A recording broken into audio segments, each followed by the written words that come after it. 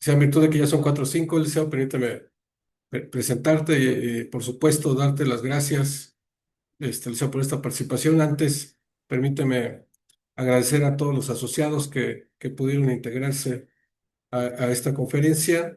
El liceo Guillermo Castañeda nos hizo favor de contactar al liceo Francisco Javier Muro Velarde, que va a ser nuestro speaker el día de hoy, para esta conferencia. Entonces, liceo Guillermo Castañeda, también le agradecemos mucho esta colaboración para el comité de ALEC. Y me voy a permitir presentar, por supuesto, al liceo Francisco Javier Muro Velarde. El licenciado Francisco es licenciado en Administración de Empresas por el Instituto Enrique Díaz de León. Tiene una especialidad en Planeación Estratégica por el TEC de Monterrey, una maestría en Mercadotecnia por la Universidad de Guadalajara. Es autor del libro Gánate tu lugar, enfocado al desarrollo profesional, certificado líder y trainer por el Service Quality Institute, coach certificado por el International Coach Federation, y diplomado en desarrollo humano por el ITESO, diplomado en habilidades gerenciales por el TEC de Monterrey, y tiene más de 20 años de experiencia en posiciones directivas y gerenciales, comerciales, de atención a clientes, operaciones, call center para empresas transnacionales, 15 años de experiencia como consultor y capacitador. Liceo, pues Liceo, te agradecemos muchísimo este espacio que nos brindas y te dejamos el micrófono, Liceo. Muchísimas gracias. Muchas gracias, Antonio. Buenas tardes. Fíjense, buenas tardes a todos. Gusto saludarlos. Debo de confesarles que primeramente cuando me toca dar todas estas conferencias y escucho los currículums, en este caso muy en particular, me gusta decir que mucho el sello de FM Training, lo que promuevo con mi marca, más allá que toda esta parte académica y de estudios que me gusta mucho, porque la verdad es que entre más estudia uno, coincidirán, es que uno se va picando más y uno va encontrando más cosas que uno quisiera aprender, pero trato de que todo lo que trae FM Training tenga un sello muy práctico. Realmente les puedo decir que he compaginado hasta donde pude, compaginé por varios años las posiciones directivas y la capacitación, las conferencias, justamente para poder llevar información que fuera muy vivencial y que nada de lo que yo hable sea porque es solo sacado del libro, ¿no? Sino que sea porque se probó en la cancha y hablo desde ahí, desde ese fundamento, y ese se puede decir que es el sello con el que me he manejado. Así que justamente si ustedes observan, ahorita que ya estoy compartiendo pantalla, este sello que ven aquí, eso es lo que significa, ¿no? Lo principal que van a encontrar y de cómo vamos a hablar el día de hoy es sobre una experiencia de perspectivas, ¿verdad? Que están basadas en la experiencia real laboral en posiciones de liderazgo en empresas pues muy grandes, que así me tocó en mi carrera profesional, ¿verdad? Bueno, entonces, justamente el programa, como vieron por ahí la invitación, hablaba de la inmersión directiva. La inmersión es justamente como sumergirte en el agua, ¿verdad? Y lo voy a dar ese contexto, porque esto del ambiente organizacional es como el mundo, como el océano, ¿no? Como el mundo corporativo es como este océano donde están peces de todos tamaños, donde hay tiburones y donde si no se pone uno vivo, pues a uno se lo comen. Entonces, el enfoque está muy dirigido a que seamos precisamente esos tiburones, que estemos muy fuertes en lo que hacemos y que vayamos viendo cómo podemos sobrevivir de mejor manera, sacando el mayor provecho de nuestras aptitudes y de nuestra información. Entonces, con esa línea vamos a ir platicando justamente de esta exploración del mundo corporativo. Bueno, de entrada, para ir sentando algunas bases, todas las empresas tienen tres pilares empresariales. Cuando decimos comprar, es todo lo que una empresa requiere a nivel proveedores, ¿verdad? A nivel insumos para poder operar y lo incorpore en su proceso de producción, en su portafolio de servicios para realizar labores de venta y obviamente, pues, muchos expertos aquí de todo esto, la labor de cobranza, ¿no?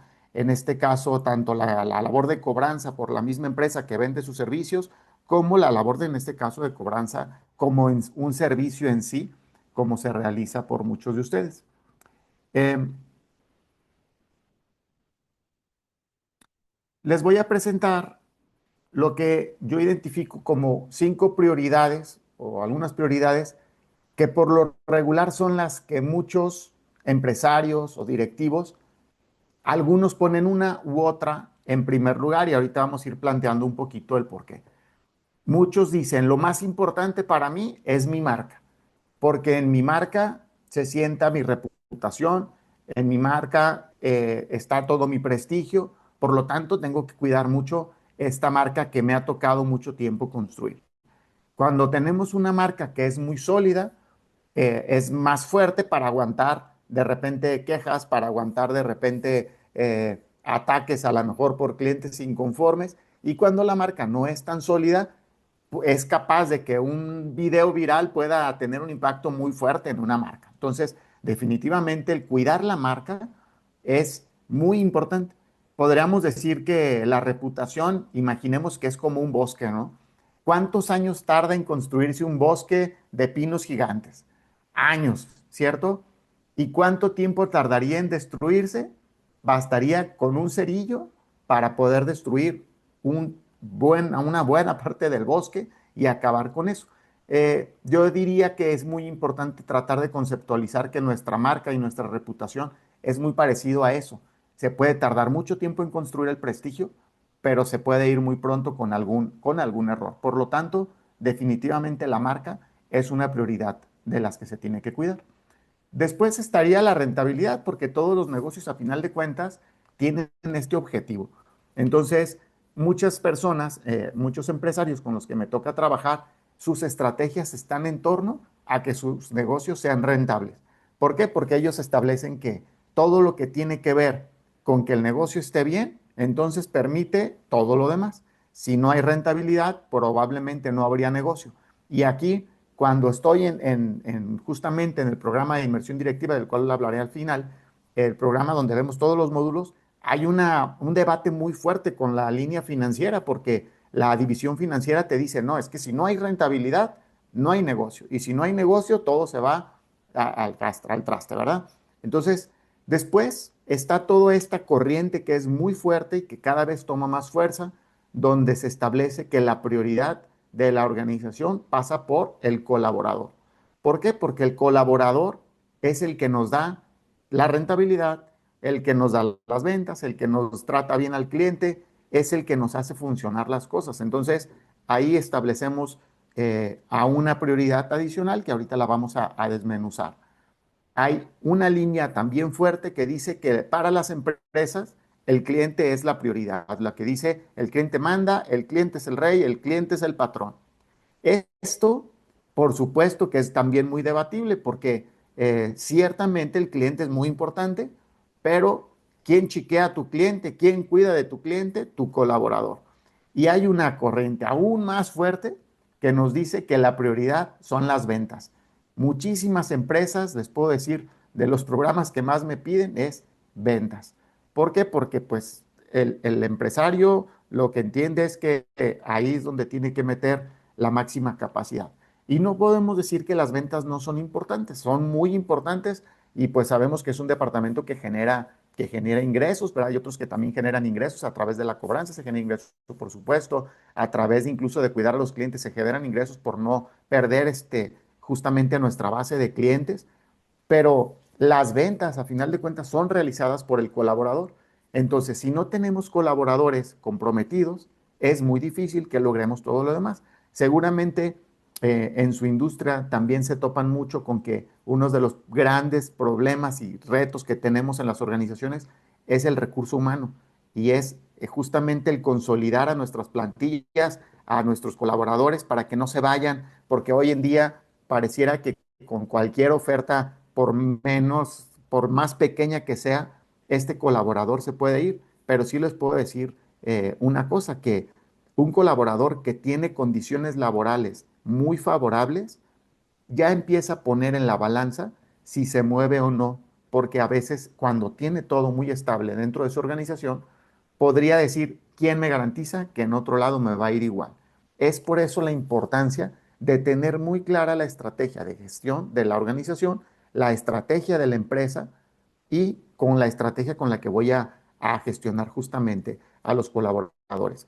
En mi caso me ha tocado trabajar pues prácticamente con la mayoría de las empresas con fundamentos de la cultura Great Place to Work, que son muy orientadas a cuidar que el colaborador se sienta contento en su trabajo. Y la compré a final de cuentas porque entendí que un colaborador que está más satisfecho con su trabajo me va a generar un mejor rendimiento. Entonces, sí le apuesto a que mi eje central sea justamente el colaborador. Y hoy vamos a platicar de todo lo que conlleva, ¿verdad?, a gestionar alrededor de un colaborador como eje central y por qué es justamente un tema tan importante. Bien, les voy a presentar primeramente algunos datos. Todos los datos tienen ahí su fuente. Mantengo esta información muy actualizada para presentar información muy actual, ¿verdad? Que veamos algo que sí aplique. Y primeramente vamos a platicar justo en un comparativo de profesionistas y técnicos, por un lado, y lo que son los directores, gerentes, jefes, o sea, todo lo que serían posiciones de manejo de personal. Aquí tenemos, por ejemplo, que el salario promedio mensual en México lo tenemos por un lado en los 8,364 pesos y por acá en un promedio de 35,000 pesos. Ojo, porque son promedios. Directivos en empresas transnacionales pueden ser cientos de miles y en pymes es mucho más bajo. Pero si nos vamos a un promedio, estaremos hablando de 35,000 contra 8,364. Tenemos una edad promedio de 39, 40 años para profesionistas y técnicos y de 41, 44 años para estos puestos de manejo de personal. Esto empieza a ser también relevante porque vamos a ir entendiendo que si bien es cierto que se están incorporando nuevas generaciones a las organizaciones, todavía por este flujo, ¿verdad?, de la edad, se empiezan se consolida mucho en este rango de edad porque a final de cuentas el retiro en México está hasta los 65 años. Entonces quiere decir que tiene lógica que si la gente se incorpora por allá a los 18 años a laborar y se retiran a los 60 o 65, pues nos vamos a topar que los promedios de edad van a andar sobre los 40. Lo importante es la proporción de esas personas que están en las organizaciones, cómo están distribuidas en las diferentes generaciones y ahorita platicaremos un poquito de eso. Tenemos que la población ocupada es de 60 millones, mientras que la población ocupada en las posiciones de liderazgo está entre los 2 y 3 millones de pesos. Sí, 2 y 3 millones de personas, perdón. Sin embargo, viene el dato de los trabajadores informales y aquí empezamos a encontrar nuevos elementos. El 42% de la gente que está como población ocupada pertenece al segmento informal y esto empieza a ser muy relevante. Y ahí hago una observación entre paréntesis que señalo la tasa urbana, porque si yo me voy a una tasa que contemple tanto lo urbano como lo rural, el porcentaje sube muchísimo.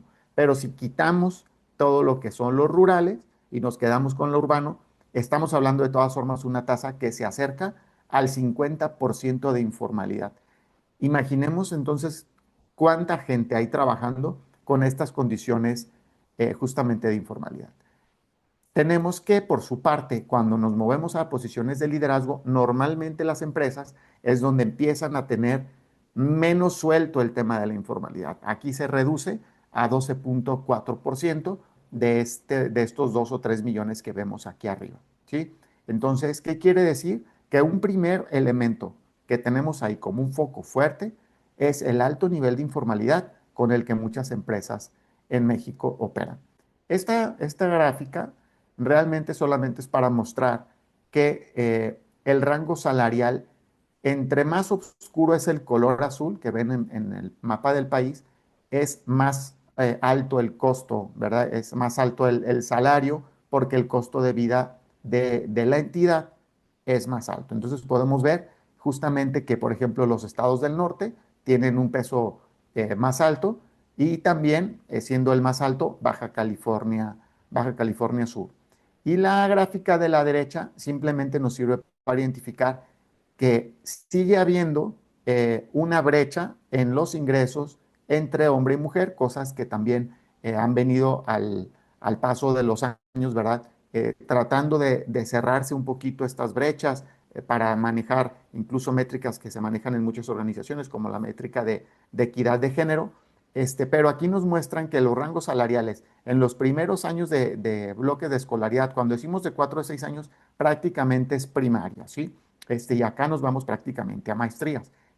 acá es donde encontramos que hasta en el último rango, la mujer con estadística tiene un ingreso mayor, lo cual es un dato interesante. O sea, la mujer muy preparada sí alcanza ingresos muy interesantes y ahí es donde se separan un poquitín. Pero vean este dato. Vamos a hablar un poquito y por qué les decía justamente lo del colaborador. Vean este dato sobre la intención de cambio de empleo. Dice aquí que el 78% de la gente que está trabajando tiene intención de cambiar su empleo en el 2025. Este dato en el 2024 fue del 75%. Y si me voy a 2020, me parece que estaba en 60%. O sea, este dato está subiendo muy rápido. La gente realmente no busca decir que se va a quedar en su trabajo por el año. Está pensando, como pueden ver, en un porcentaje muy alto, en la posibilidad de decir, ¿por qué no? Sí me podría mover a otra cosa, ¿no? 19% declaró estar dispuesto a escuchar ofertas. No necesariamente lo tiene como una meta, un objetivo, ¿verdad?, de cambiarse de empleo, pero sí dice, no estoy cerrado a escuchar alguna oferta. Solo 2% afirmó no tener intención de cambiar de empleo. Nada más 2%. Imagínense, alguien que diga, realmente estoy lo suficientemente satisfecho con mi trabajo como para decir, no me quiero mover. Ahora, vean esta transición a donde analicemos la intención de cambio de empleo, pero con la generación a la que pertenece el colaborador. O sea, los baby boomers de edades promedio de 58 a 76 años, el 30% es el que tiene la intención de cambio de empleo. Si nos movemos a generación X, donde están los del rango de los 42 a 57 años, sube a más de la mitad de la gente que tiene intención de cambio de empleo. Si nos vamos con los millennials, que son de edades de 26 a 41 años, ya estamos llegando al 66% de intención de cambio de empleo. Generación Z, que serían los más jóvenes, llega a 72%. Entonces, realmente, ¿cómo nos podemos dar cuenta? Entre más joven es la gente, es más volátil la permanencia, ¿ok? No estoy diciendo con esto que no se contraten gente joven. Yo les puedo decir particularmente que tengo un programa dirigido a jóvenes de 15, desde 15 a 25 años de edad, donde les platico de finanzas personales, de liderazgo, de cómo triunfar en el mundo laboral, en el mundo corporativo, y también tocamos tema de emprendimiento, porque lo que sucede con estos chavos hoy en día es que tienen tanta información a su alcance, eh, hay mucha dispersión.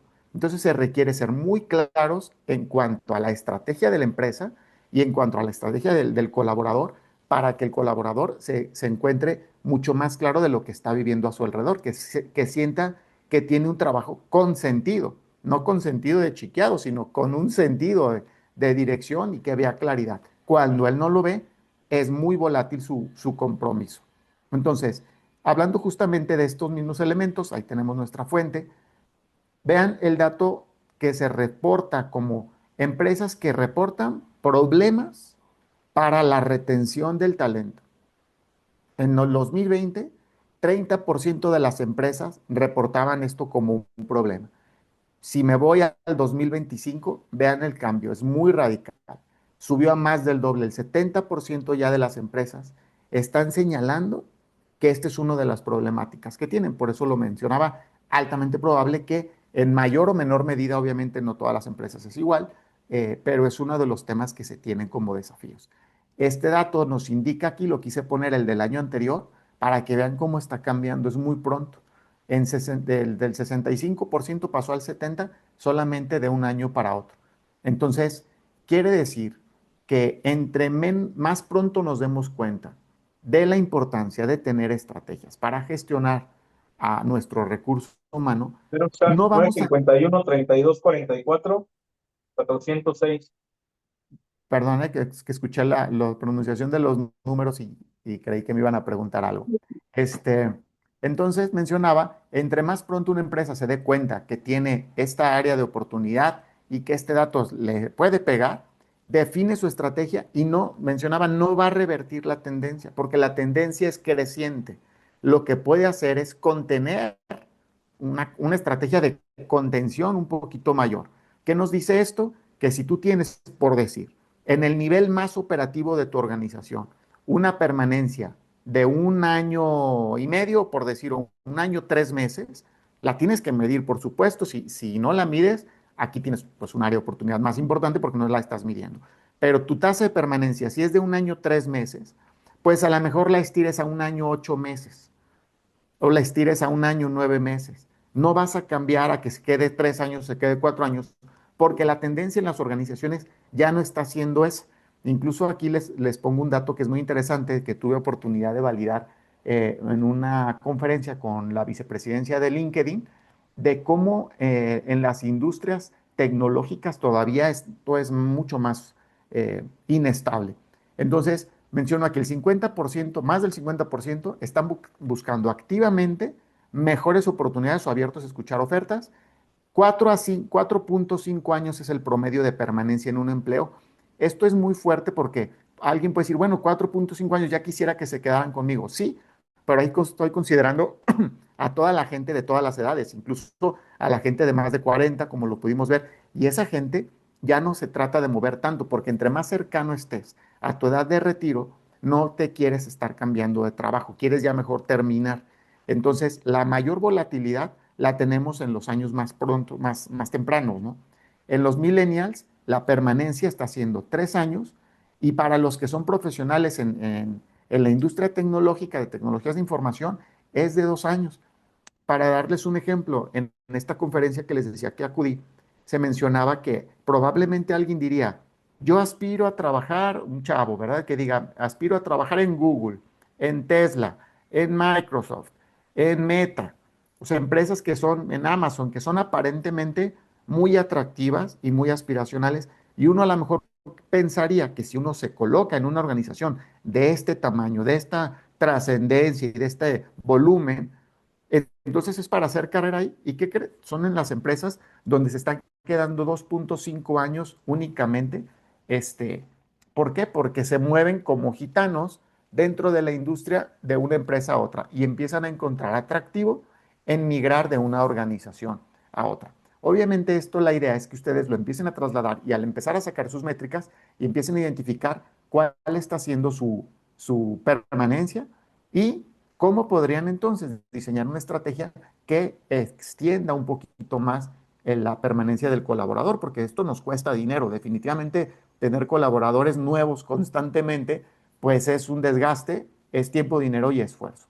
Entonces, la rotación en empresas entre 51 y 100 trabajadores está reportada sobre un 44%, lo cual pues es muy alto en verdad en todas estas empresas que son tirando entre chicas y rumbo a medianas, después de medianas, perdón.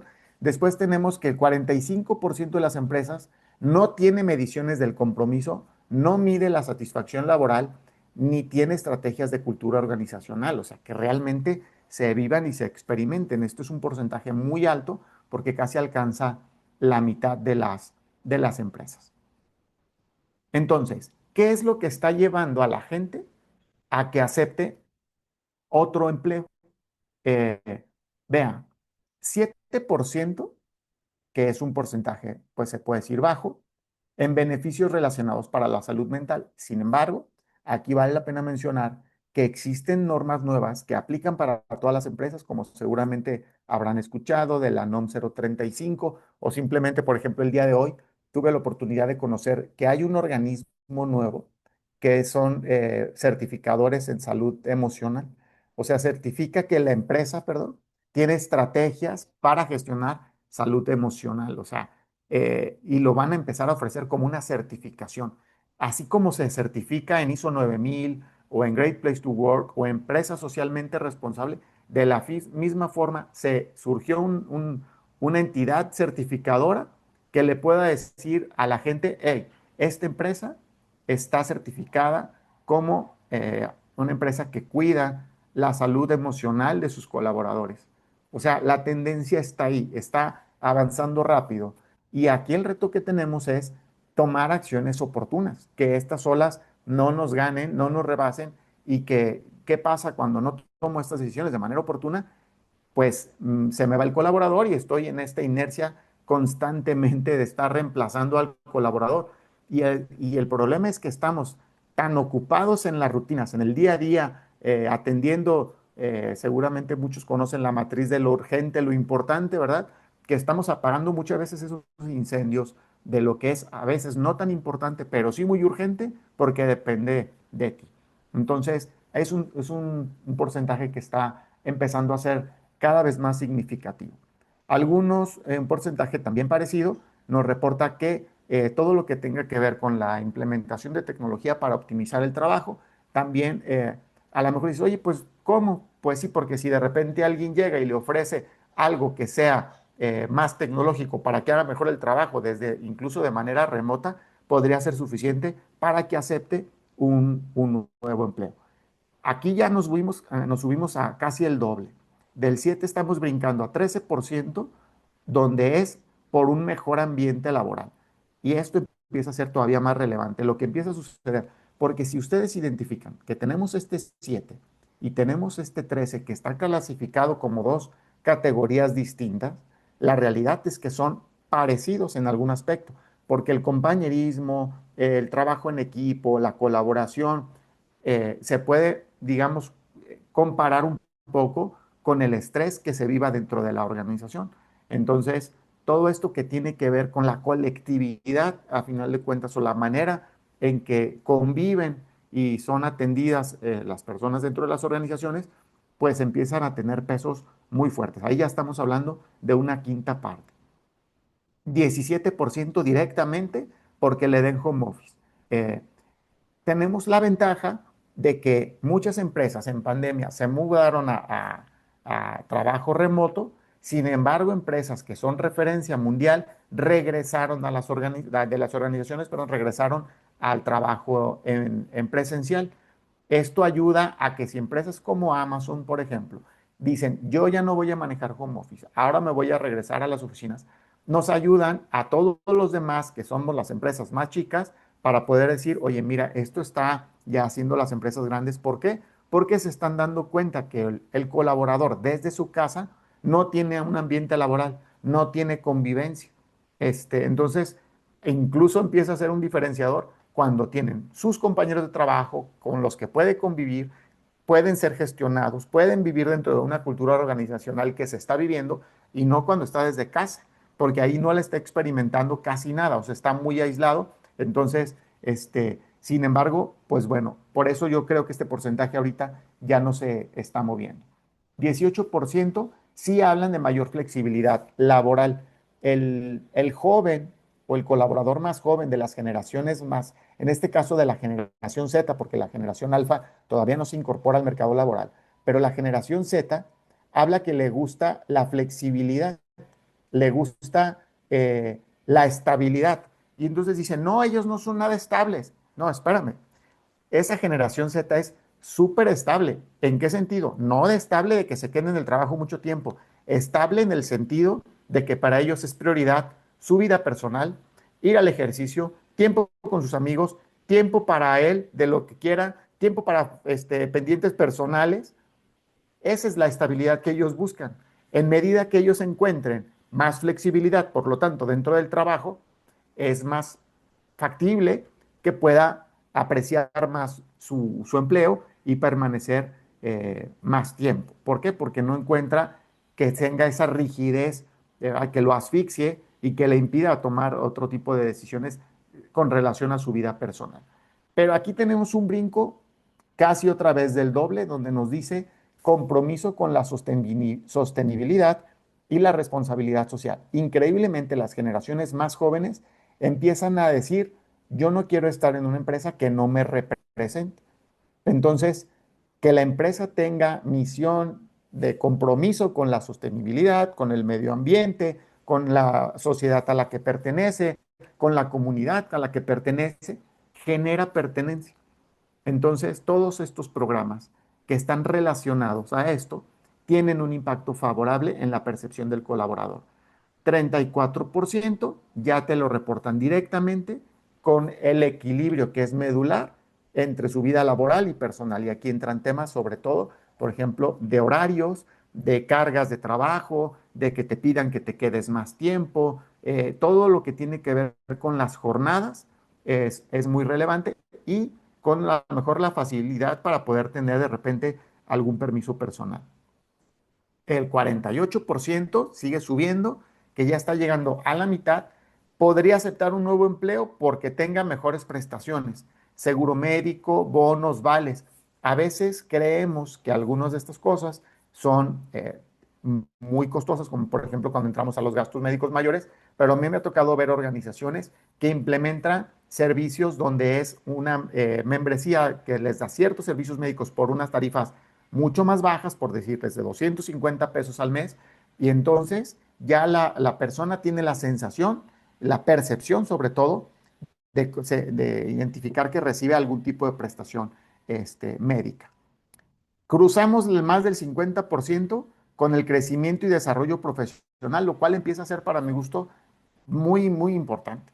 Si la gente siente que está estancada, aquí es casi una situación donde sí o sí alguien se podría mover de empleo. Y cuando decimos crecimiento y desarrollo profesional, a veces entendemos como que le tengo que dar otro puesto. Y yo trato de presentarle a las organizaciones que no todo pasa por tener otro puesto, pasa porque te sientas que estás aprendiendo incluso en tu mismo puesto. O sea, que tienes crecimiento en habilidades dentro de la misma posición en la que estás. O sea, que estás desarrollándote como profesional, aunque no estés cambiando de posición. Por supuesto, el tema económico, 62%, como ya lo mencionamos, si alguien recibe una mejora salarial, a veces por menor que sea, podría ser uno de los factores principales. Sin embargo, aquí señalo estas cuatro, porque las que marco en amarillo, que es ambiente laboral, flexibilidad laboral, equilibrio entre vida laboral y personal, y crecimiento y desarrollo profesional, son cuatro cosas que se pueden atender desde nuestra organización y que no necesariamente implique altos recursos para atenderlo. Basta más con tener las estrategias correctas, la cultura correcta, los enfoques correctos de gestión del colaborador y podríamos tener un impacto muy favorable en la permanencia de nuestros colaboradores, como ya vimos estos impactos. Bien, aquí tengo una referencia sobre cómo están un poco los salarios, pero nos ayuda a tener una referencia de cómo se están pagando en los diferentes niveles jerárquicos. Pongo tres fuentes porque son tres fuentes muy distintas y esto me ayuda a que cuando platico con los empresarios de este tipo de cosas, a ver dónde están parados. Por ejemplo, profesionistas y técnicos en plataformas como Talent.com tienen un perfil de promedio, en páginas como CompuTrabajo tienen otro, y en páginas como Glassdoor, que se manejan para mucho reputación de marca, donde un colaborador puede entrar a hacer reseñas positivas o negativas, pues por lo mismo se cuida mucho lo que se dice ahí y tienden a aparecer rangos más altos. Supervisiones y coordinaciones alcanzan niveles de 13.500 en talent.com. En CompuTrabajo se mueve muy parecido. En Glassdoor, en esa misma línea, supera los 23,000 pesos. Las gerencias están en 17,500. En CompuTrabajo, 18,292. Y en Glassdoor alcanzan los 30,000 pesos, donde aparecen empresas más transnacionales o empresas más grandes. Y las direcciones en talent.com encontramos 23,000, CompuTrabajo 60,000 y Glassdoor 91,500, por lo que ya mencioné de este perfil de la empresa. Esto lo hago para poder decir, a ver, si yo soy una empresa de tales características que opero con este volumen de personas, ¿dónde más o menos estoy situado y cómo estoy con la referencia del mercado? Porque si yo estoy por debajo del mercado, pues tengo este riesgo de que llegue otra persona y por estar desfasado me pueda ganar un poquito por ahí con datos, como les menciono ahí, al cuarto trimestre del 2024. Bien, después de haber visto todos estos datos y toda esta información, vamos a hacer un pequeño viraje al rol directivo. Eh, el rol directivo que sería, pues, esta brújula, ¿verdad? Que tratamos de seguir al estar dirigiendo nuestro barco, ¿verdad? Nuestra analogía que les estoy planteando ahí, y entender que un líder como tal, entre más claro tenga a dónde quiere llegar, cómo quiere llegar, va a ser más fácil que lo pueda comunicar y transmitir a su equipo de trabajo. Entonces, las organizaciones hoy en día en el camino con lo que se van a topar, y esto es muy vigente, esto ya es también del 2025, se están reportando problemas. ¿Cuáles son los principales problemas de las organizaciones. Uno, la transformación digital. Empresas que se están tardando en transicionar a esquemas digitales, por supuesto que está siendo un problema severo. Dos, la gestión del recurso humano, que es en lo que hemos estado platicando, la importancia de tener estrategias de gestión del recurso humano. Tres, como ya comentamos, la sostenibilidad, perdón, y responsabilidad social. Cuatro, todo lo que tiene que ver con innovación y adaptación. ¿Por qué? Pues porque hoy en día el mundo es mucho más rápido, los cambios, la tecnología, la competencia, la globalización, todo es muy distinto a como era hace 10 años, a como era hace 15 años. Todo está cambiando tan rápido que las empresas tienen que tener incorporadas esto como metodología, innovación y adaptación a los constantes cambios, porque la gente tiende a ser un poco renuente, ¿verdad?, a los cambios por naturaleza. Tiene una manera de hacer las cosas y cuando llega una forma nueva, tienden a cerrarse un poco. Ciberseguridad, imagínense, ya estamos hablando que todos los hackeos, fugas de información, spyware, malware, o sea, todo lo que ataca nuestros sistemas, se ha vuelto uno de los problemas muy fuertes también en las organizaciones, por lo que se recomienda que sea un rubro en el que sí se le destine atención para proteger toda tu información y toda tu operatividad y tu continuidad. Eh, el sexto, globalización y resiliencia. ¿Por qué? Porque a lo mejor antes, pues hablemos del ejemplo más tradicional, ¿verdad? Una tiendita competía con la tiendita de la otra esquina. Pero cuando llegan los Oxxo, cuando llegan los 7-Eleven, empiezas a competir con otros. Y en los supers funciona igual, las abarroteras con los grandes supermercados y luego después con las empresas de entrega en línea, donde están los Amazon, donde están todas estas empresas como Rappi, como todo esto con lo que empiezas a competir. Y si hablamos de ropa, ahí llévatela y si llegas con las empresas chinas, bueno, pues ya realmente tu competencia está en todo el mundo y te pega, ¿no? Hoy en día los servicios prácticamente pueden ser contratados en cualquier parte del mundo para maquila, para servicio, para atención. Entonces, definitivamente empresas que no estén alineadas con los temas de globalización y resiliencia, ¿verdad? Para poder resistir muchos embates, pues tienen ahí un problema muy fuerte. Y bueno, la disrupción política, todo el entorno macroeconómico en el que vivimos, donde hoy en día decisiones de un gobierno, incluso no siendo en nuestro país, tienen impactos, ya no digamos las que son dentro de nuestro mismo país, que los efectos pues son mucho más directos, son mucho más inmediatos, ¿verdad? Pero todos estos cambios que de repente se pueden dar por las diferentes líneas políticas que rijan a una entidad, pues tienen también un impacto en la organización para ver ahora cómo viene el gobierno, cómo viene la línea y si vamos a poder hacer las cosas como las veníamos haciendo o cómo puede amenazar una manera en la que estábamos trabajando. Entonces, después de ver todo esto, yo les podría decir que todo recae, cuando hablamos de las cosas que podemos hacer dentro de las organizaciones, en dos cosas. Porque si vemos muchos problemas de los que están ahí, innovación, adaptación, responsabilidad, sostenibilidad, todos estos problemas que vimos, yo los englobaría en dos elementos. Comunicación y liderazgo se dice que alcanzan el 70% de las problemáticas.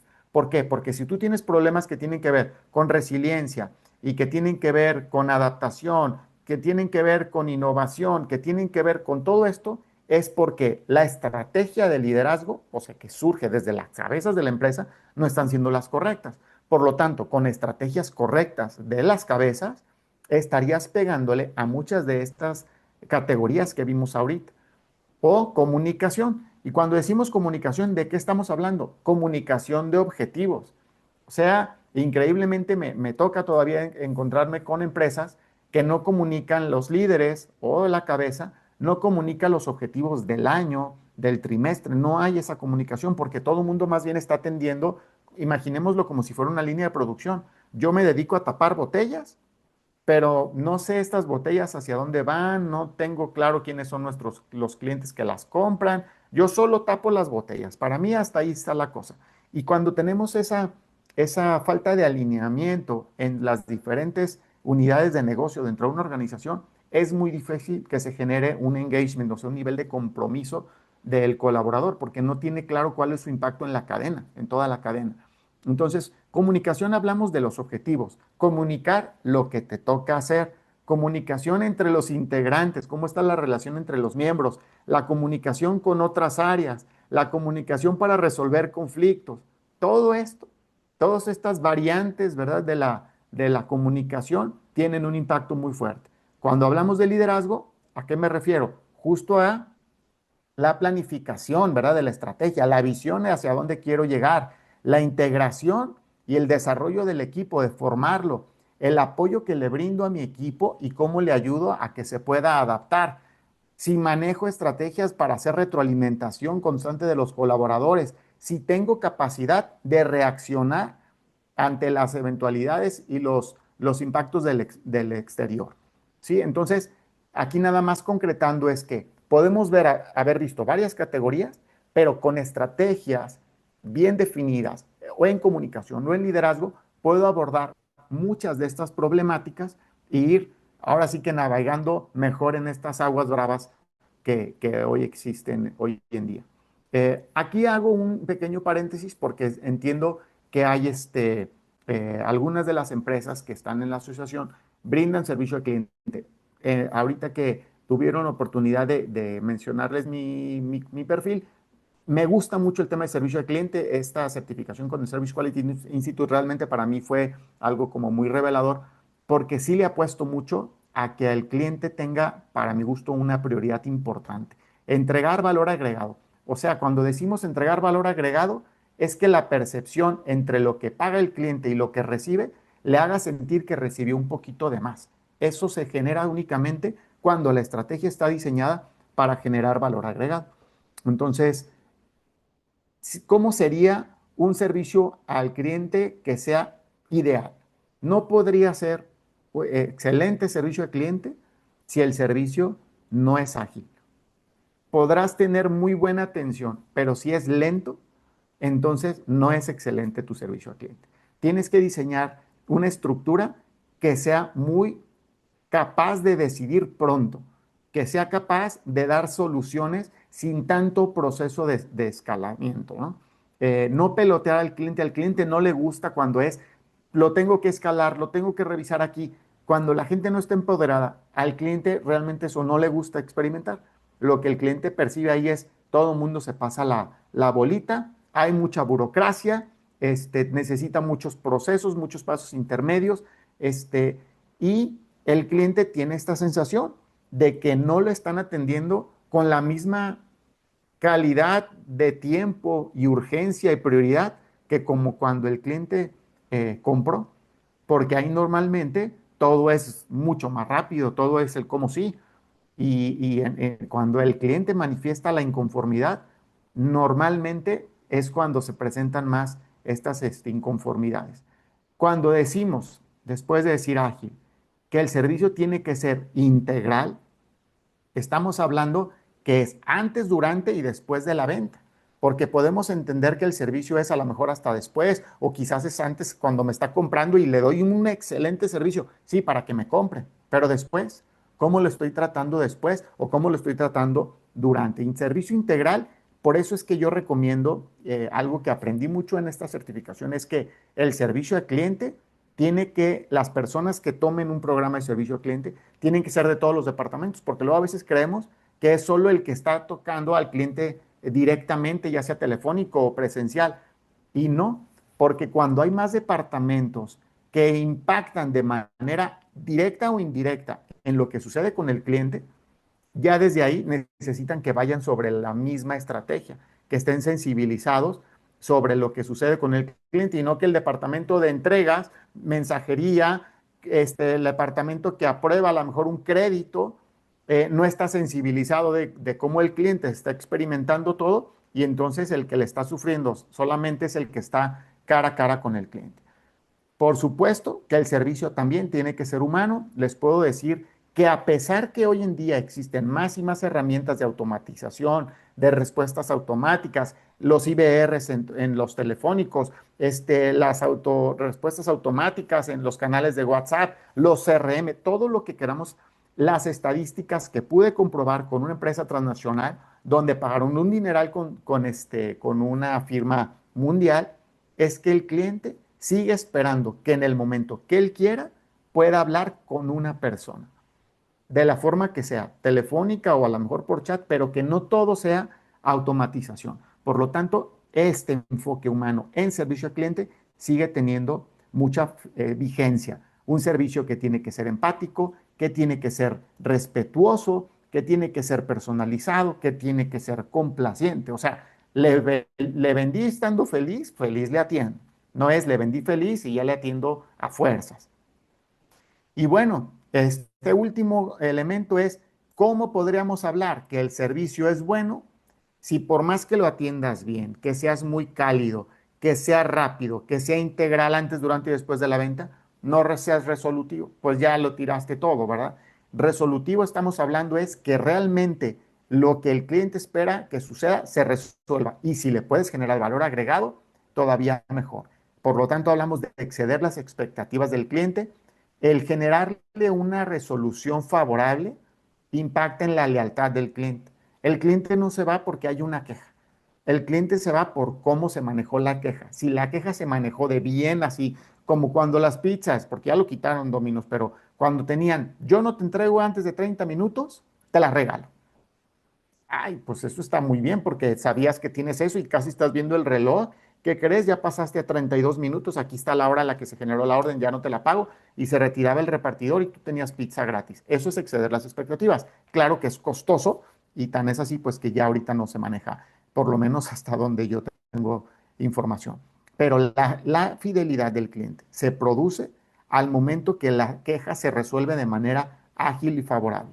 Y todo esto que estamos hablando, tiene que tener una estrategia de estandarización. O sea, que opere la misma estrategia en toda la empresa y en todos los departamentos. Esta gráfica me gusta mostrarla justamente para poder concientizar de los pasos que tiene que vivir un cliente para poder estar, digamos, comprometido con una organización. Primeramente es percepción. Cuando decimos percepción es, yo vengo en la calle y de repente veo, sin bajarme del coche, que dice, negocio tal. Ah, mira, quién sabe, parece ser que son unas hamburguesas nuevas. Ok, entonces en ese momento solo los percibí, no pasó nada. Otro día, con más calma, llego y digo, oye, ¿aquí qué onda? Vengo caminando, me acerco y me dicen, ah, mira, no vendemos solo hamburguesas, vendemos todo esto y aquí puedes venir a desayunar o comer, a cenar y tienes este ambiente y ves más o menos cómo está la cosa. Hoy estás conociendo, ahora sí, el producto o el servicio que te están ofreciendo. Entonces, solo lo estás conociendo. No quiere decir que eres su cliente. Después viene la parte donde dices, ah, mira, podría ser que pueda considerar este servicio.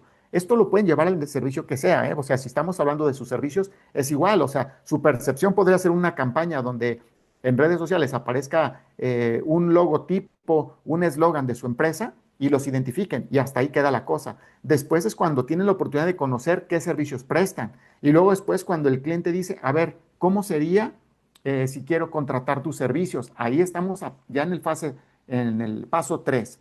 Después el paso 4 que te elige. Todo esto que tuvo que pasar para que por fin te pueda elegir. Y cuando te elige, ahora sí, momento de la verdad, ¿lo vas a satisfacer o no? Si no, vas a romper ahí la cadena.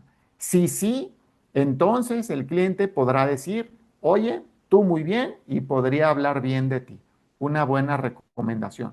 Y si te recomienda, solo si está llegando a eso, es la probabilidad que el cliente se pueda manejar como un cliente fiel. Porque un cliente satisfecho no necesariamente va a ser un cliente fiel. Puede probar con otra empresa y decir, aquí también estoy satisfecho. Sí, entonces incluso pude haber recomendado, pero no necesariamente llego a fidelizarme con el cliente. Hoy en día la fidelidad empieza a ser cada vez más relativa. ¿Por qué? Pues porque al haber más opciones y al haber más competencia, pues el cliente sabe perfectamente que se vuelve más prestigioso, ¿no? Es más preciado tener a los clientes por la cantidad de disputa que hay. Siguiendo en esta misma línea, para poder dimensionar un poquito la clasificación de las empresas en México, por ejemplo, tenemos que, ya sabemos, las microempresas Menos de 10 colaboradores con una facturación de hasta 4 millones de pesos representan el 95% de las empresas del país. ¿Qué quiere decir? Que realmente la gran mayoría y totalidad de las empresas están aquí. Tenemos empresas pequeñas de 30 a 50 colaboradores, 100 millones de pesos, hasta 100 millones de pesos de facturación representan el 4%. Entonces alguien podría decir, oye, pero ¿cómo no me checa? Pues si aquí somos 200 empresas. Sí, pero ¿sabes cuántos negocios de menos de 10 personas no hay? Hay miles y miles y miles, ¿no? Entonces, en una ciudad simplemente. Entonces, se va moviendo ese porcentaje por el tamaño de la organización. La empresa mediana representa ni el 1%, que estamos hablando de los 100 a los 250 colaboradores, con 250 millones de pesos, hasta 250 millones de pesos de facturación. Y las empresas grandes de más de 250 colaboradores que facturan arriba de los 250 millones de pesos, representan apenas el 0.2%. Oye, pues ¿cómo? Sí, pues exacto, las cuentas todavía las grandes empresas, ¿no? Ahora, ¿por qué muestro esto? Porque en los puestos directivos, en una empresa chiquita, pues realmente es el patrón y los demás, ¿no? Y representa el 10% de la organización, el puesto directivo, que probablemente incluso podría ser una de esas casi el único. El dueño o el director y a lo mejor uno que otro líder ahí abajo, tal vez uno más. En la empresa pequeña representa el 7%, en la empresa mediana representan el 2%. ¿Por qué? Porque aquí ya empieza a haber estructuras donde hay un director, direcciones funcionales hacia abajo, o sea, un director general o CEO, otros puestos, y se va moviendo ahí el organigrama. Y en las empresas grandes, es menos del 1%, porque obviamente empresas que tienen 10,000 colaboradores, 20,000 colaboradores, pues vas a agarrar que a lo mejor 25 son los directores, por decir, y ahí todo se va haciendo volumen, ¿no? Yo les puedo decir, por ejemplo, en empresas como en Excel o en empresas como Walmart, donde me tocó trabajar, pues tienes 2,000 personas a tu cargo en toda tu estructura, todo para una dirección, por mencionar. Entonces, la relevancia de que el director, el líder, esté preparado y está claro es muy importante en las empresas que hay en nuestro país. En todas estas empresas de mediana hacia pequeña y hacia micro, la relevancia de esta posición pues es muy alta, muy alta. Tenemos que concientizar un poquito que las empresas, digamos que son vistas, a los colaboradores los podemos ver como o generadores de ingreso o generadores de ahorro. Contribuyes en ingreso, pues es como los que generan venta o la misma cobranza que genera un ingreso. El incremento puede ser a nivel porcentaje o a nivel dinero, algún tipo de incremento, o generas ingreso porque estás en un área donde se generan nuevos productos, donde se generan lanzamientos, donde estás a cargo de llegar a estrategias para abrir nuevos mercados, o porque estás en una división donde se generan proyectos. Cuando hablamos de generar ahorros, es, eres un departamento que genera optimizaciones, que genera eficiencias, o ahorra porcentaje, algo, o ahorra dinero, retienes a los clientes, mencionaba eficiencias, optimizaciones, proyectos del lado del ahorro, ¿no? Todo lo tendríamos que ver dentro de una organización como una especie de balance, ¿no? ¿Qué generas tú? ¿Ingreso o ahorro? Y empezar a construir todo este perfil estratégico de cara a que lo que no me sume aquí, entonces probablemente lo tendría que cuestionar. Bien. Después tenemos este enfoque que es muy interesante porque aquí me topo muchísimo con que los dueños de las empresas, los directores de las empresas, no comprenden bien esta diferencia entre una gerencia y una dirección. O sea, más allá de que en alguna organización pueden llamarle a un gerente como director y en otra como director como gerente, semánticamente sí son distintos. O sea, podemos hablar que un gerente es una figura que transmite, o sea, a un equipo de trabajo y asegura los objetivos, o sea, está persiguiendo junto con su equipo esos objetivos. Pero el director, ¿qué hizo? Fue el que los definió. El gerente los va a comunicar y los va a perseguir con su equipo. Pero el director los definió y los bajó a la primer línea de reporte que le correspondiera. Entonces, aquí hay una diferencia importante en cuanto a la palabra objetivos. De acá es la definición. Después, tenemos que el gerente está supervisando los resultados que se obtienen y el director va a evaluar esos resultados. Ok, nos está yendo bien o nos está yendo mal y tomar decisiones sobre esos resultados. Si cierra una línea de negocio, si cierra una línea de producción, si toma decisiones sobre el equipo de trabajo, el personal, sobre ese sublíder que tiene ahí. Pero el gerente está supervisando esos resultados. El gerente coordina los roles de los participantes, o sea, puede tener un equipo y tú, a ver, te encargo esto otro, y está en esa línea de coordinación, mientras que el director desde antes le dijo, estos son los roles, tú vas a ser el gerente de esto, tú vas a tener un equipo de tantas personas, tú vas a tener este departamento a tu cargo, o sea, está mapeando la estrategia y está definiendo esos roles. Fíjense qué distinto es, porque de repente estamos jugando mucho del lado izquierdo y me topo constantemente que el empresario está viviendo mucho de ese lado izquierdo del gerente. El gerente se asegura de mantenerse dentro de los límites que le establecen, ¿no? Tiene topes presupuestales, tiene cierto margen de acción, no puede tomar ciertas decisiones porque a lo mejor se salen de su alcance, pero este director delimita los alcances, el presupuesto, los márgenes de maniobra. Otra diferencia semántica, no es lo mismo estrategia que táctica. Las tácticas, un conjunto de tácticas, son para lograr una determinada estrategia. Entonces, justamente el director diseña esas estrategias para que el gerente vea cómo va a lograr esas ventas, si se va a ir a ciertos segmentos, si se va a ir a tal colonia, si va a atacar de esta u otra forma, esta técnica, o sea, las maneras y esas que el gerente quiera implementar, justamente habla de esas tácticas, mientras que el director está definiendo si van a tener la estrategia de llegar a este nuevo mercado, si van a tener la estrategia de crear un nuevo producto, ¿sí? Después tenemos en esta última que el gerente informa y mantiene el pulso, ¿verdad? O sea, está llevando esta información también ascendente, comunicación ascendente, al director que analiza esta información y toma decisiones. Y lo dejo aquí subrayado como algo muy importante, que es la toma de decisiones justamente con todo esto. Por ahí hace poquito veía una frase de Elon Musk, de Tesla, que decía, yo no todo lo puedo decidir por el puro feeling o por la pura percepción.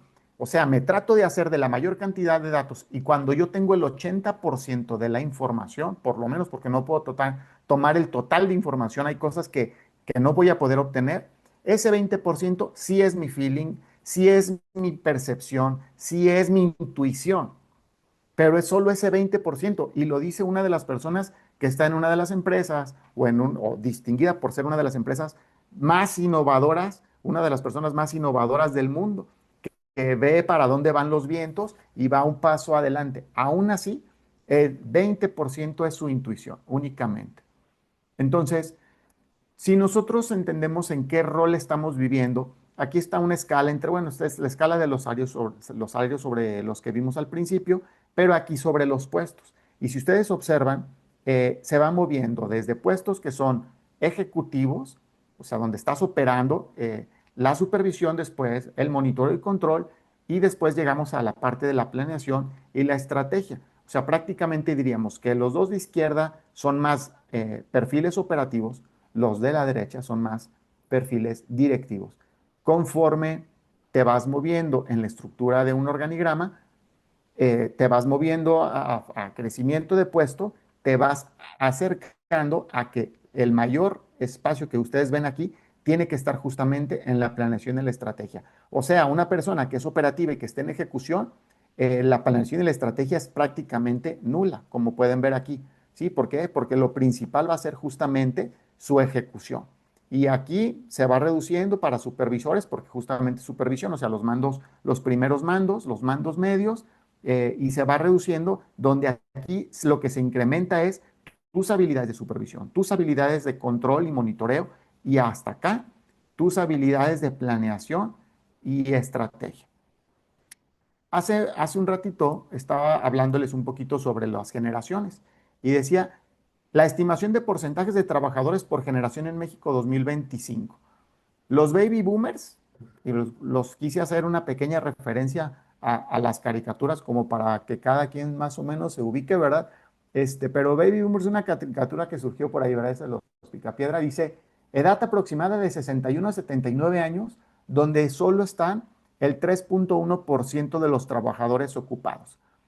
Como vimos los promedios de los 40 y cacho años, ¿recuerdan? La generación X, 45, 60 años, está en el 20.5% de los trabajadores ocupados. Los millennials de 29 a 44 representan el 41.4% y la generación Z, 15 a 28 años, representan el 34.9%. Entonces ahora sí entendemos, más allá de los promedios, cuando vemos estos porcentajes, tenemos que cachar que vamos a trabajar con gente joven, a menos que tu perfil de tu empresa se vaya a buscar traerte al baby boomer o traerte a generación X, que está bien. Si eso te funciona, es una muy buena oportunidad para muchos de esos perfiles que tienen un compromiso muy alto, pero que también puede ser que tienen expectativas salariales más altas porque es gente que tiene mayores compromisos de gasto, porque ya sostienen una familia, porque tienen unos gastos que los chavos a lo mejor todavía no tienen en su presupuesto. Esa es la situación y como esto normalmente sí impacta en los presupuestos de la organización, te vas hacia los chavos. Pero si te vas hacia los chavos y como ya vimos, no tienes estas estrategias, pues entonces le vas a batallar con la rotación. Y eso es lo que estamos viendo, se vuelve ese círculo, ¿no? Estas imágenes solo las puse para poder identificar justamente estas características. Yo les puedo decir, yo como X, ya cuando hablaba de esta, ya la verdad ya no sé ni quiénes son, ¿no? Phineas y Ferb, porque vi el nombre, pero ni siquiera los identificaba. Bien, entonces la pregunta es, ¿qué tan preparados estamos para trabajar con las diferentes generaciones? ¿Sí? Porque si no estamos preparados para manejar una estrategia de liderazgo justamente intergeneracional, pues va a ser más difícil. Yo les diría, tenemos que evolucionar las competencias. Por un lado tenemos competencias duras o hard skills, que son estas, grados académicos, programas, software, idiomas, certificaciones, procesos, sistemas, habilidades técnicas, pensamiento matemático, herramientas de análisis, manejo de datos. Todo eso son competencias duras. Y las competencias blandas son autoconocimiento, comunicación, toma de decisiones, planeación estratégica, criterio, madurez, visión de negocio, liderazgo, por supuesto, influencia, trabajo en equipo. Entonces, hice esta gráfica para poder mostrar que dependiendo de dónde estamos situados, parecido a la línea que vimos hace un momento, es entre más te vas moviendo hacia adelante en el organigrama, tus competencias blandas tendrían que ser más altas y tus competencias duras se van reduciendo. El ejemplo de esto sería, pues un presidente o un director en un banco a lo mejor llega a visitar a los de caja y los cajeros le dicen, ah, mira, este es el sistema y aquí estoy haciendo esto. Y a lo mejor el director dice, no, yo hace años que fui cajero, yo ahorita ni es el mismo sistema, ni lo sabe hacer. Y no es que esté mal, ¿verdad? Porque hoy está haciendo otras cosas. Pero eso que es una competencia muy dura, que es conocer el sistema como tal, pues forma parte de una competencia dura. Entonces, yo aquí les diría, por el perfil de todos los participantes, es el desarrollo de competencias blandas sería quizás lo más importante. Ok, entonces empezamos a acercarnos a estos temas de cierre. O sea, ¿cuál es la actividad más común de los directivos hoy en día? Desde mi opinión, como me toca verlo, es estar apagando fuegos. O sea, estamos todo el tiempo atendiendo cosas que otros por alguna razón, que puede ser o porque no están capacitados, o porque no los he delegado, o porque no tengo una estrategia bien definida de roles, me la paso atendiendo bomberazos todo el tiempo.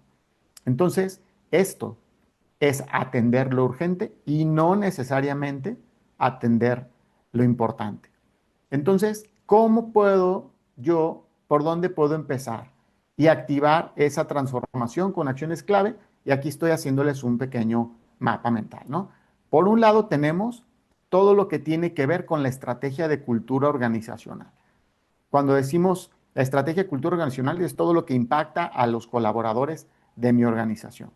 Después, todo lo que tiene que ver con mi plan de capacitación y desarrollo, porque ya va a ser no estrategia escopeta, ¿verdad? Sino rifle, o sea, muy claro de lo que quiero lograr. Y después, todo lo que tenga que ver con el enfoque estratégico que voy a perseguir como directivo. Entonces, haciendo este zoom, la estrategia de la cultura organizacional se refiere a qué cultura queremos que se viva y para qué, porque la pregunta más importante no es qué, sino es para qué, y esto lo digo con mucha frecuencia, que es la diferencia entre un objetivo y un propósito. Alguien puede decir, objetivo, bajar de peso. Ok, ese es tu objetivo, pero la pregunta es, ¿para qué quieres bajar de peso? Ah, pues es que me quiero sentir mejor conmigo mismo. No, pues es que quiero encontrar pareja y me va a ser más sencillo si tengo estas características en mi sensación. Ah, ok, no es el qué, sino el para qué. Entonces, ¿qué cultura quieres vivir y para qué quieres que sea de esa forma? ¿Cómo quieres que se den las cosas? Definir esos valores que no solo se queden en papel, como sucede con muchas empresas, que creen que porque tienen la misión, visión, valores por ahí escritos, ya está su cultura. Eso no funciona así. Rediseñar los hábitos y las costumbres, medir el clima regularmente, integrar al colaborador ya no solo como un ejecutor, sino como un protagonista. O sea, escuchar al colaborador y darle esa sensación de relevancia dentro del equipo. Fomentar la retroalimentación, ¿verdad? Esta cultura de retroalimentación. Mucha gente le llama coaching, no todo es coaching. Retroalimentación es una cosa, mentoría es otra cosa, coaching es otra cosa, ¿verdad? Pero esta cultura de atender al colaborador y de reconocerlo, muy, muy importante. Cuando ya hablamos de la estrategia de capacitación, pues por supuesto que si tengo una estrategia bien mapeada, la pregunta es, ¿cómo voy a hacer crecer a mi equipo y a los líderes? Diagnosticando las brechas de habilidades actuales contra las deseadas, o sea, ¿qué le falta saber? Me ha tocado atender empresas recientemente de giros como las ecotecnologías, ¿verdad? En los paneles solares y todo esto, donde se tienen vendedores, pero oye, tienen que llegar a cierto nivel de conocimiento, no técnico, porque técnicos se lo saben, sino neuroventas, el modelo socrático, las técnicas de cierre, precierres, etcétera, para poder decir que realmente estén capacitados. Entonces, el diagnosticar en dónde estamos y hacia dónde los quiero llevar. Los líderes sobre programas, como yo les llamo, es situacional, adaptativo e intergeneracional. Situacional es qué situación está viviendo en este momento la organización, o sea, qué tipo de liderazgo se requiere en función de lo que la empresa requiere. Adaptativo se refiere a las características que tiene cada uno de los miembros del equipo para adaptar a cada persona. No todas las personas son iguales, las personalidades son distintas. Y después considerar justo la diferencia de las generaciones, que no es lo mismo, como ya lo vimos, no reaccionan igual los chavos que los adultos o que los baby boomers. Entonces, el tener muy claras las diferencias generacionales para poder adaptar acciones en función a cada una de ellas. Los programas de mentorías y coaching internos que se vivan dentro de la organización y el medir lo que se está haciendo, ¿no? El tener indicadores de desempeño sumamente importante, ¿no? Y tener esta retro con los colaboradores, todo un círculo. Veo el resultado, voy con el colaborador, platico con él, etcétera.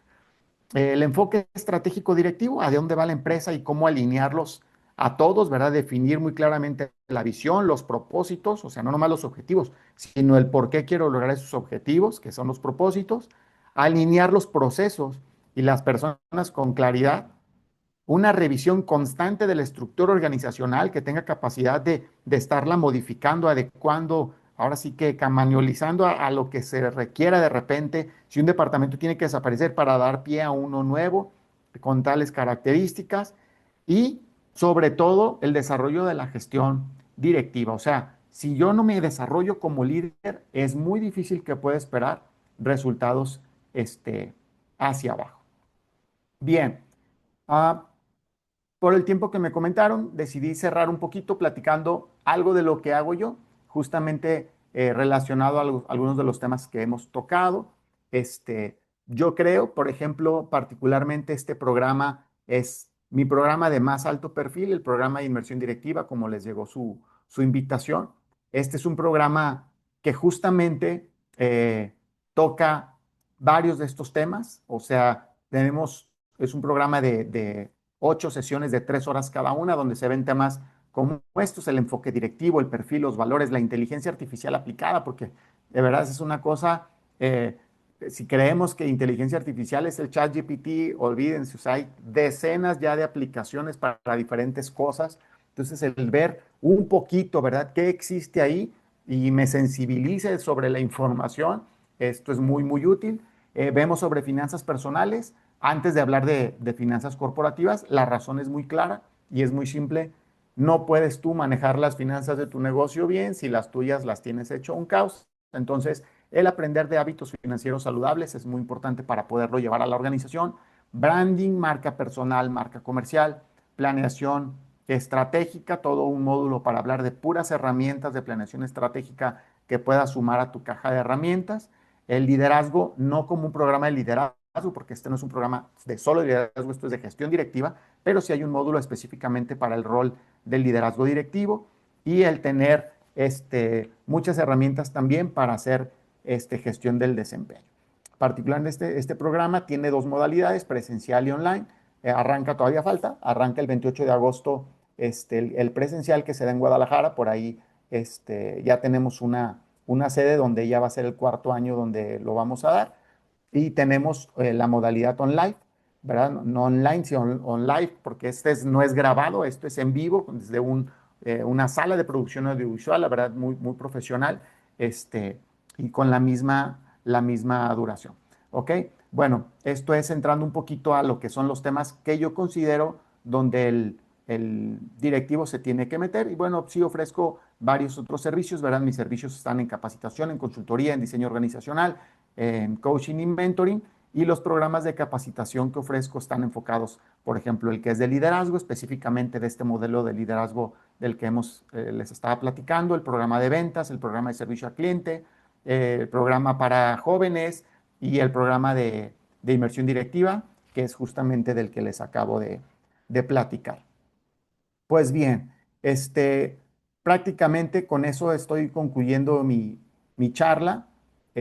Aquí los invito a seguir mis redes sociales, donde estoy subiendo constantemente pues, información de valor, estar en esa línea. Me gusta hablar de este tipo de cosas, de este perfil, sí lo tengo muy arraigado, que es gestionar donde, como se dieron cuenta, el colaborador sea el eje central justamente para poder impactar en, en todos los demás KPIs, ¿verdad? Voy a dejar de compartir.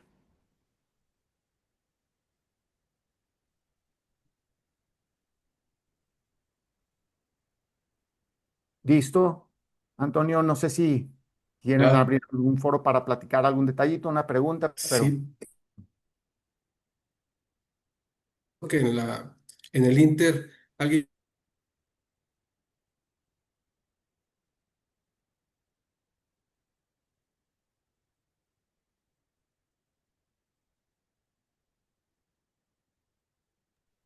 Se, este se pausó un poco, Lick. gracias, Alicia. Por ahí teníamos una manita levantada de alguien. Si todavía tiene su pregunta, podemos ver si el señor Francisco la puede contestar todavía. Si no, ya que no vi quién era, pero la tuvo levantada un ratito. Regularmente las preguntas las dejamos hasta el final, pero parece que alguien sí tenía una pregunta por ahí de la no, mitad. con todo Ya, gusto, sí, con con, todo con gusto en lo confianza, que... quien tenía la pregunta, si gusta ahorita exponerla todavía, antes de que cerremos. No, yo creo que quedó contestada, Liceo, en el Inter. No, ya, como no, hay que estar el Liceo Jorge Pineda. Liceo Pineda, por favor, adelante. Gracias, buenas tardes. Nada más, si, tiene relación la cantidad de gente de menor edad con la rotación entonces. ¿Por Sí, qué? Porque alta relación. sí, la altísima rotación. Porque veo entonces que la gente con menor edad está rotando más, es menos estable.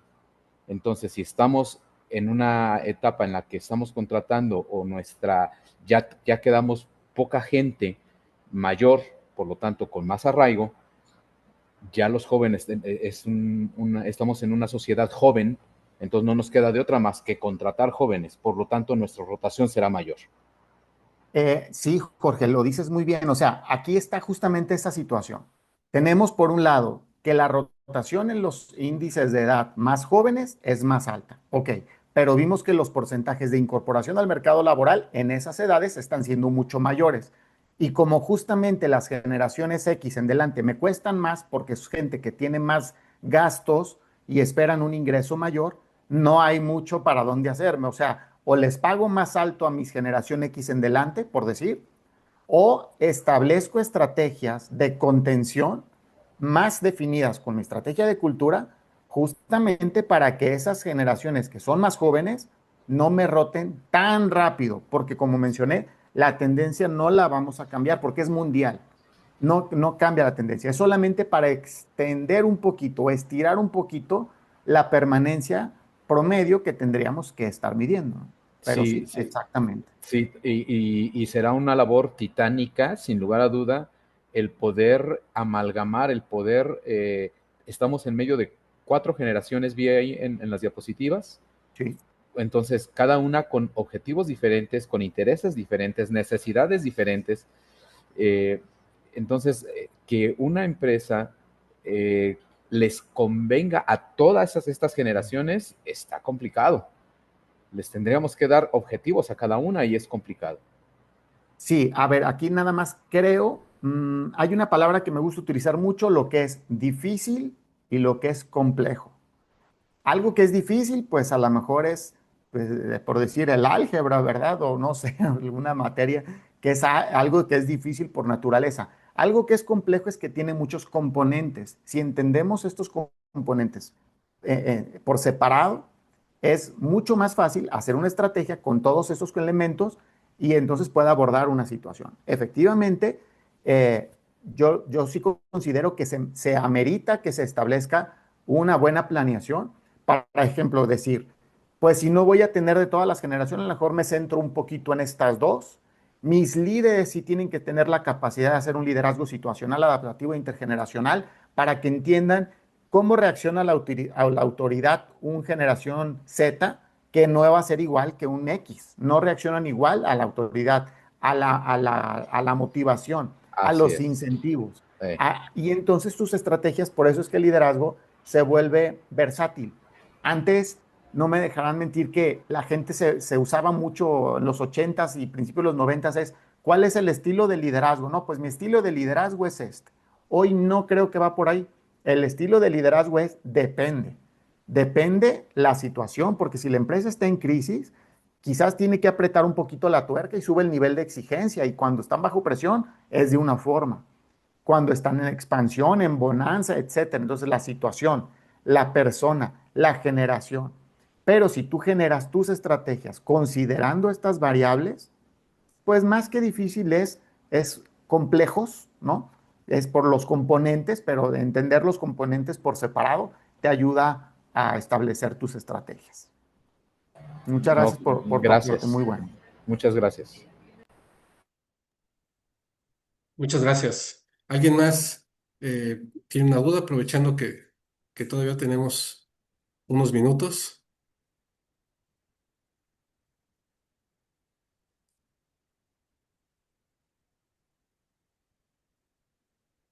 Sin duda interesante pregunta, San Francisco, ¿no? Y qué bueno que hubo la posibilidad de que la respondieras, porque sí nos da más elementos a los demás para darnos cuenta de que, bueno, efectivamente, como dices, es un tema complejo y tendríamos que tomarlo en ese Sí, sentido, ¿no? Desde sí, sus hay que tomar componentes. las riendas, ¿no? A veces alguien me decía algo de pronto, oye, pues me voy a contratar entonces puras personas mayores. Bueno, si sí los puedes contratar, muchas empresas de repente vemos, ¿no? Que ya incluso manejan esto con programas de diversidad e inclusión, adultos mayores que están trabajando. Son gente muy comprometida. La verdad es que me tocó dirigir ya varios años call centers y tener equipos pues muy, muy numerosos donde a lo mejor de esos 600 chavos o de 600 colaboradores, un 20% está en los extremos, entre los chavitos de 18 20 años, que son muy jovencitos, y los de mayores de 55 años de edad, que eran otro porcentaje por ahí menor. Y sí puedo notar que en ese perfil de la gente mucho más adulta, el nivel de compromiso es alto. Está bien, si les mantiene sus condiciones estables y todo, están bien atendidos, un ambiente de respeto inclusivo en donde los chavos no les pasen por encima, sí funciona muy bien, pero hay que ver el tema económico, ¿verdad? Porque las expectativas salariales de una persona de 45, 50 años, pues van a ser muy distintas por sus necesidades a las que tiene el de 20 del 23, 25 años, ¿no? Sí, correcto, definitivamente. Tenemos todo un reto y es un tema del día a día para toda la gente que nos dedicamos a esta industria. Claro. Liceo Francisco, pues te comento particularmente, la verdad es que te agradezco mucho a nombre de toda la asociación. Particularmente me gustó mucho, tengo aquí comentarios de colaboradores estratégicos de la empresa que nos comentaron cuánto les agradó esta ponencia y sin duda estoy seguro que nuestros demás asociados también quedaron complacidos de esta ponencia. Te agradecemos muchísimo a nombre de Alex y de todos sus asociados del Comité Compartiendo el Conocimiento. Y por supuesto, Liceo, también si nos permite, estamos a hacer llegar a nombre de la asociación es un diploma de reconocimiento por esta aportación tan valiosa para nosotros. Y también con mucho gusto si nos pasas los datos del curso que vas a tener, lo compartimos de forma directa con nuestros asociados. Estoy seguro que va a ser muy interesante para ellos. Sí, de No, muchas verdad, gracias. estamos muy agradecidos contigo. Muchas gracias por la invitación. Por supuesto que sí, con todo gusto. Estamos en eso, entonces yo les comparto ahí la información y ya estamos en esa línea de comunicación abierta, por supuesto.